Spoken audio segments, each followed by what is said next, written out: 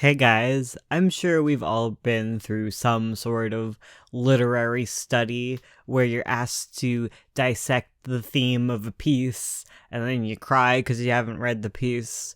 I don't know. I never read any of the English stuff I was supposed to, except in like the last time I took English class, but I was an adult at the time and I was paying to be there, so I was like, I better actually do my work. Anyways, yeah, today we're talking about theme, guys. Theme. It sure is. If you know English class, you might have some grips on it. And even then, if you've at least written a few essays here and there, you probably have some of the basics down. Like, it's a struggle to write theme. I know. And I'm sure, like, when you were dissecting themes, much like me when I first did, you were like, ugh, did the writer even think about this? Did the writer even consider what color those curtains are? And you were like, lol, the writer probably didn't even think about it. However, then you go on to write your own themes and you sit for an hour deciding whether or not your character should be leaning against a fridge or a oven, and then you realize they should lean against the fridge because the fridge is more symbolic of cold, shut off storageness, whereas an oven would be more passionate. Man, you start thinking way too deep. And then sometimes, obviously, you don't even consider the color of the curtains, but I digress. We're talking about theme today, and I would be a really bad writer if I didn't mention that my comic is on Kickstarter right now. There's like 10 hours left. We have 3K left to do. I don't know if we'll make it, honestly. It's been a struggle, this Kickstarter. I have opinions, but they're all about me, and we'll deal with that later. We'll talk about our 9-point plans once we get the down low about what happens today. I mean, we still could do it. 9 points still could happen, but I digress yet again. King of digressions today. So, right. We're talking about adding theme to our comics. So basically, theme is what your story is about when you get rid of the story part of your story. Like, when you set aside your characters, your plot, your setting, and you get down to the gristle, the meat of the matter. I guess it's not the meat. It's more like, it's not even a skeleton. It's like a circulatory system. It's the soul. It's the soul of your work. When you get down to the heart and soul of your work, you have your theme. And while all those other parts of your story display your theme, are vessels through which your theme is expressed, they aren't your theme. The best way to figure out what the theme of your story is to actually write it out first. And I mean write your story first. Like, don't even worry about theme, especially if you're new to it. I find that when you start a piece and you go at it from the approach of like, I want to add theme to this, it doesn't tend to work, especially if you're very specific about your theme. But when you want to figure out what your theme is, you've written a thing, you need to go through your piece and then start asking yourself questions. And the main question you want to ask yourself is, what am I trying to say? Usually I find that going into a story, if you go into a story with this already in mind, with like trying to write a theme in mind, you're usually going to start shoving it in and it gets very ham-fisty. So I'd recommend dissecting it after the fact, because inevitably when you're writing a story, you're going to start adding recurring elements.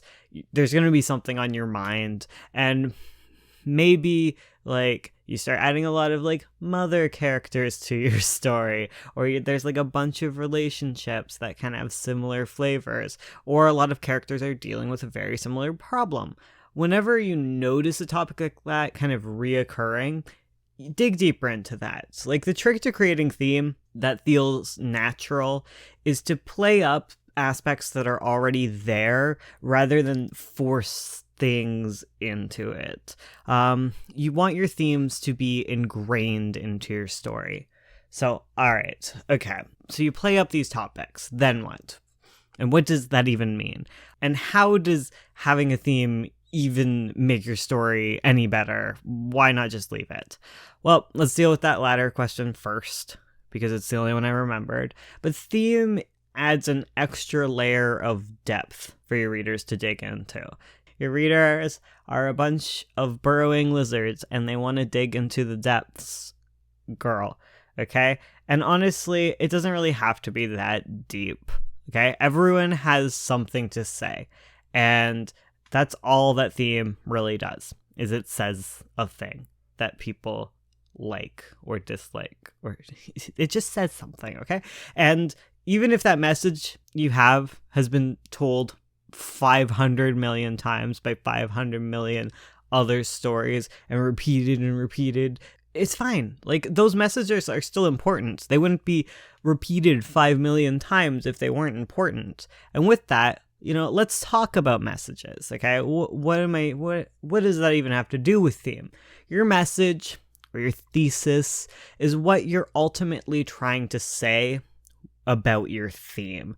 Say your story's main theme is fear. At the end of the story, your reader should take away some sort of message statement about fear and how your book feels about it. The way that this comes across is not solely through the main character and their arc. It should also show through in your subplots, but not the exact same way. Like I said, when you're determining theme, you're searching for repeated elements, okay?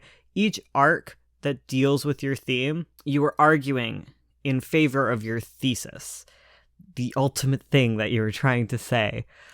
Each character should approach the theme in a different way, but the statement of your story should always hold true, unless that part of your theme is that it doesn't always hold true. But now you're just throwing us all for a loop. So let's start with the basics here, okay? So the best way for me to explain what I'm talking about, how like stories can be different but the theme stays the same, how does this work, is, well, you look at your protagonist and your antagonist. What are those called? Antagonists. Well, both have a different story, outcome, look on life, etc., etc. They ultimately are demonstrative of your theme. Okay, they ultimately are demonstrative of your same thesis statement. If your work says you can't succeed without friendship, then, well, I hope you see where this is going, because the antagonist sure ain't gonna succeed and the protagonist sure is gonna succeed. So they have different outcomes, but the theme remains the same. And that goes for all of the stories, okay? All of the little subplots and bippity bops. Your theme needs to remain consistent. I think theme sounds a lot more scary than it is. It's more of it like has one of those like posh vibes, one of those like academic things that you have a revulsion to because you've been forced into dealing with theme so much and you just want to write stories, and that's fine. But it's really easy, okay? It's really simple. And again, it doesn't have to be some grandiose thing. You don't have to critique society, or you don't have to get political or philosophical. I mean, technically, it's a little philosophical, right? I don't know. I don't know much about philosophy, guys. But you don't have to get into that. And, exploring the human condition, man, that's not scary. It's just a fancy way of saying, this is what it's like to be human, and then making your characters cry. That's exploring the human condition. I'm pretty sure mortality is part of like the human condition, right? And who doesn't like to write about immortals and mortals? You get a lot of parallels and contrast there. You get to talk about what it's like to be human by comparing human. I'm rambling, but that's sort of how it works. You're coming up with some sort of statement. It can go as in-depth as you want, or you can just say that friends are cool and end on that note. One of my favorite stories is like Paranorman, and that is like children's stories tend to have like really sharp, really defined simple themes. Perfectly fine. They still make you cry. Paranorman's really good. It's got really strong theme. I totally recommend. It's a really good movie. I keep recommends because it's really good. Okay. What am I going on about? Yeah, with theme you can create parallels and all that sort of stuff. You just want to be kind of consistent with your theme. Sorry, the roofer came by. What was I saying? Um, Theme is cool. Add it to your story. Thank you for watching. Love you guys. Goodbye. We're so close to the end of this. We're not actually, but comparatively, I only have like 20 more things to write. Oh, and we don't have a live stream on Saturday because we're going to the Cambridge Comic Art Festival. I'm assuming there's only gonna be like 5 people there, but we're gonna be doing that. So we're gonna be doing a Q&A, just recordy thing. All of the questions can go into the Discord. So if you aren't a member of the Discord, now's your chance. Ask us a question about life, the universe, anything. I don't really care. I've talked a lot about writing, guys, so feel free to ask me something weird. Yeah, okay, bye.